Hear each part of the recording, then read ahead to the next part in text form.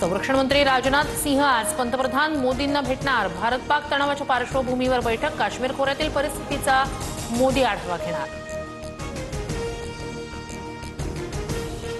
सलग तिसऱ्या रात्री पाकिस्तानी लष्कराकडून कुपवाडा आणि पूंछ जवळच्या नियंत्रण रेषेवर गोळीबार। भारतीय सैन्याकडूनही पाकिस्तानला चोख प्रत्युत्तर। अरुणाचल प्रदेशातील लोंगडिंग जिल्ह्यातील पंचाव भागात चकमक। 3 दहशतवादी ठार, 4 शस्त्रांसह दारुगोळा जप्त। पहलगाम हल्ल्यानंतर आजपासून जम्मू विधानसभेचं विशेष अधिवेशन। केंद्राच्या समर्थनार्थ प्रस्ताव येणार।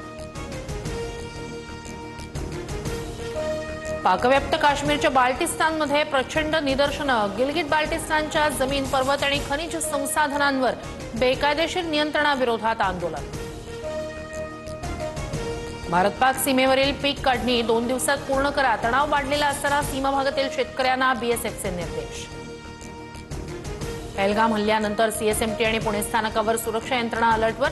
स्थानकांवर आरपीएफ, जीआरपी, एमएसएफ, डॉग स्क्वॉडकडून संयुक्त गस्तीला सुरुवात।